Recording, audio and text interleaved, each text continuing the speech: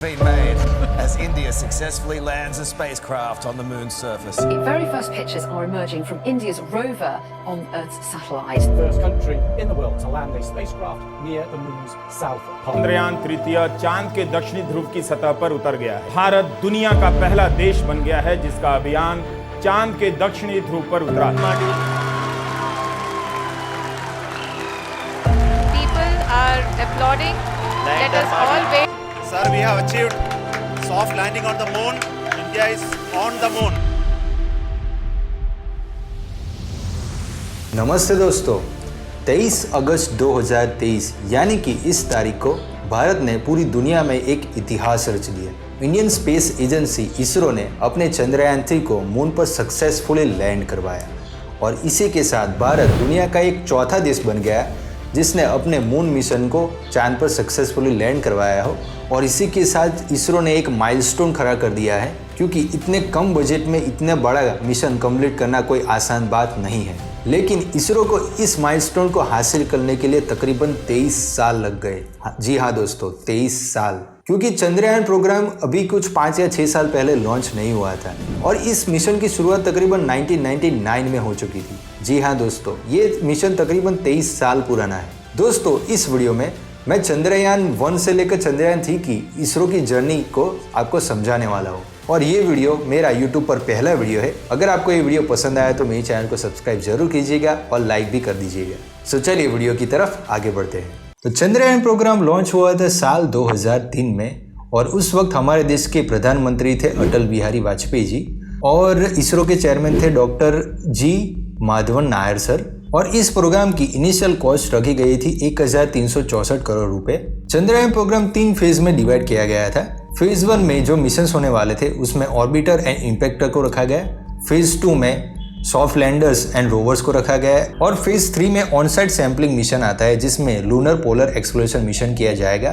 तो ये सब कुछ 2003 में फाइनल हो चुका था, यानी कि इसरो के पास पूरे 5 साल थे चंद्रयान 1 को डेवलप करने के लिए। और फाइनली साल आता है 2008, जिसमें 22 अक्टूबर 2008 को चंद्रयान 1 को सतीश धवन स्पेस सेंटर आंध्र प्रदेश से PSLV C11 की मदद से लॉन्च किया जाता है। चंद्रयान 1 इसरो का पहला इंडिजीनियस मून मिशन था, यानी कि इसरो का यह बहुत ही बड़ा मिशन था। इसे सक्सेसफुल बनाना बहुत जरूरी था। चंद्रयान 1 की इनिशियल कॉस्ट पड़ी थी 386 करोड़ रुपीस, जो कि काफी ज्यादा कम है दूसरे देशों के कंपैरिजन में। चंद्रयान 1 लॉन्च होने के 22 दिन बाद यानी कि 14 नवंबर 2008 को मून इम्पैक्ट प्रोब चंद्रमा के डार्क हिस्से यानी कि साउथ पोल में जाके टकराया है और उसी के साथ भारत दुनिया का 5वां देश बन गया जिसने moon impact mission successfully complete किया हो। उससे पहले Russia, USA, Japan and European union ने ऐसा मिशन करके दिखाया था, लेकिन कोई भी देश इतने कम बजट में ये मिशन सक्सेसफुल नहीं कर पाया था।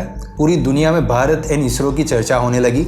इंटरनेशनल मीडिया भी काफ़ी चर्चा करने लगा था इसरो की। चंद्रयान 1 की सबसे बड़ी खोज ये रही कि चंद्रयान 1 ने मून पर पानी खोज निकाला था, यानी कि पानी की मौजूदगी को साबित कर दिया था। चंद्रयान मिशन में जो ऑर्बिटर था उसकी लाइफ 2 साल की थी, लेकिन कुछ टेक्निकल ग्लिचेस की वजह से वो 10 महीने बाद ही उसका कांटेक्ट इसरो के साथ टूट गया। एक्चुअल रीजन तो पता नहीं चल पाया कि आखिरकार क्यों वो कांटेक्ट टूट गया और इसरो का लास्ट कांटेक्ट 14 अगस्त 2009 को हुआ था। उसके तकरीबन 6 साल बाद ऑर्बिटर चांद पर क्रैश लैंड कर गया और उसी के साथ चंद्रयान 1 मिशन का एंड हो गया। लेकिन कांटेक्ट खोने से पहले ऑर्बिटर ने तकरीबन इसरो को 4000 चांद की फोटोज भेजी थी और तकरीबन 7000 फोटोज क्लिक की थी और 312 दिन में तकरीबन 3000 चक्कर चंद्रमा के लगाए थे। यानी कह सकते हैं कि तकरीबन 90% मिशन ये सक्सेसफुल रहा था। चंद्रयान 1 की सक्सेस के बाद इसरो फेज 2 पर फोकस कर रहा था, यानी कि लैंडर एंड रोवर को चंद्रमा की सरफेस पर पहुंचाना। इसके लिए चंद्रयान 2 मिशन को लॉन्च किया गया।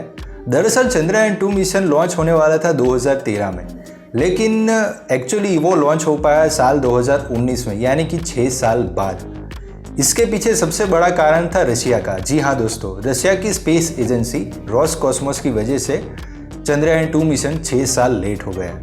दरअसल बात यह है कि 2007 से ही इंडिया एंड रशिया के बीच में ये एग्रीमेंट हो चुका था कि चंद्रयान 2 पर दोनों ही देश साथ में काम करने वाले थे। इसरो को जिम्मेदारी दी गई थी ऑर्बिटर, रोवर एंड इस चंद्रयान 2 को सक्सेसफुली लॉन्च करना और रोसकॉस्मोस को सबसे बड़ी जिम्मेदारी दी गई थी जो कि थी लैंडर को प्रोवाइड करना। यानी कि लैंडर के बिना ये मिशन सक्सेसफुल बिल्कुल नहीं होने वाला था। सब कुछ अपने प्लानिंग के हिसाब से चल रहा था। 2009 आने तक सब कुछ डिजाइन भी फाइनलाइज हो चुकी थी। इसरो ने तो 2013 से पहले ही ऑर्बिटर एंड रोवर को कंप्लीट कर दिया था, लेकिन रशिया टाइम पर लैंडर प्रोवाइड नहीं कर पाया, कुछ टेक्निकल एंड फाइनेंशियल प्रॉब्लम्स की वजह से। रशिया ने ये कारण बताया कि साल 2012 में रशिया मिशन कर रहा था, एक मास मिशन कर रहा था, फोबोस ग्रह मिशन, जो कि चंद्रयान 2 की तरह लैंडर एंड रोवर मिशन था, जो कि मार्स के चांद पर होने वाला था।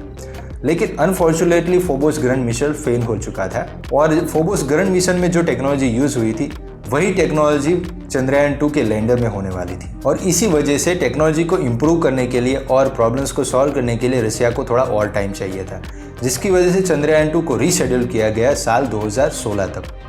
लेकिन 2016 आने के बावजूद रशिया लैंडर प्रोवाइड नहीं कर पाए और फाइनली इसरो ने डिसाइड किया कि हम अपना लैंडर खुद बनाएंगे, यानी कि इंडिजिनियस डेवलप करेंगे। और चंद्रयान 2 का फाइनल ईयर सिलेक्ट किया गया साल 2019।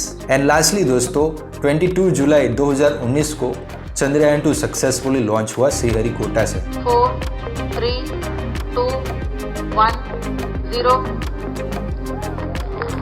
समय आप अपनी स्क्रीन पर देख रहे हैं 2 S-200 रॉकेट प्लस 5 सेकंड दोनों का प्रज्वलन हो गया है और उससे 640 टन वाले वापसी रॉकेट नौकन को ऊपर की ओर लेके जा रहे हैं। चंद्रयान 2 में मेनली 3 पेलोड्स थे, ऑर्बिटर, रोवर एंड लैंडर, जिसमें लैंडर का नाम था विक्रम एंड रोवर का नाम था प्रज्ञान।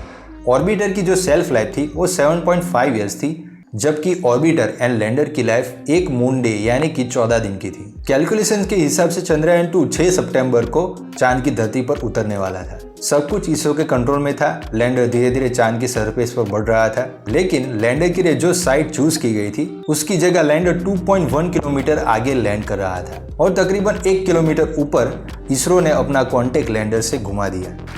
Wherein the Vikram lander will be reaching an altitude of just 400 meters above the landing site for initiating the vertical descent operations. So we are लगभग Radhakrishna ji 16 minute 12 second बीत गए हैं और जो वेगमान है वो 48 और 59 ही दिखा रहा है। तो हम अभी आंकड़ों की पुष्टि के लिए थोड़ा सा इंतज़ार करेंगे। Vikram lander descent was as planned and the normal performance was observed up to an altitude of 2.1 kilometer. Subsequently, the communication from lander to ground station was lost. The data is being analyzed.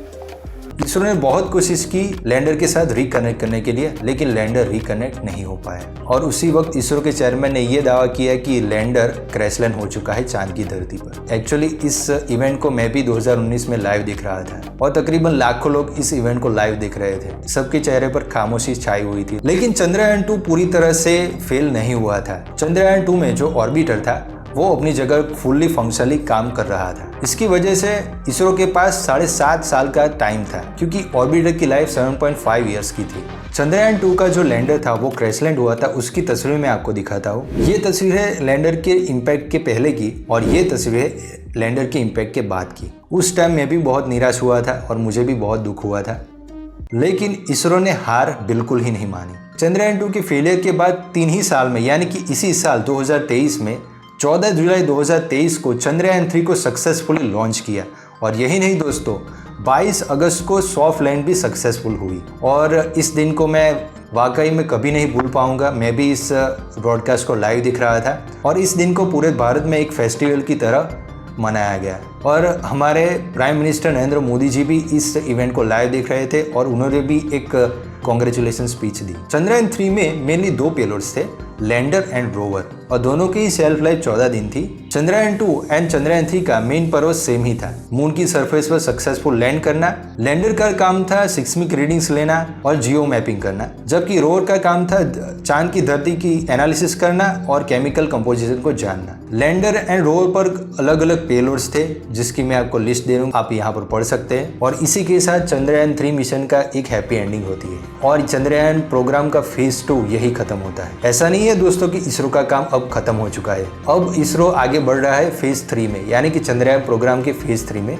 जिसमें on site sampling mission किया जाएगा, यानी कि चंद्रयान 3 की तरह Chandrayaan 4 launch किया जाएगा 2026 और 28 के बीच में, जिसमें जाक्सा यानी कि जापान की स्पेस एजेंसी के साथ मिलकर चंद्रयान 4 को लॉन्च किया जाएगा। इंडियन साइंटिस्ट को मेरे रिस्पेक्ट है कि इतने कम बजट में ऐसे सक्सेसफुल मिशन करना कोई आसान बात नहीं है। सो दोस्तों, इस वीडियो को यही अंत करते हैं। अगर आपको ये वीडियो पसंद आया तो मेरे चैनल को सब्सक्राइब, वीडियो को लाइक और इस वीडियो को शेयर भी कर दीजिएगा अपने दोस्तों या फ्रेंड्स के साथ। तो अगली वीडियो में मिलेंगे, तब तक के लिए जय हिंद, जय भारत, थैंक यू।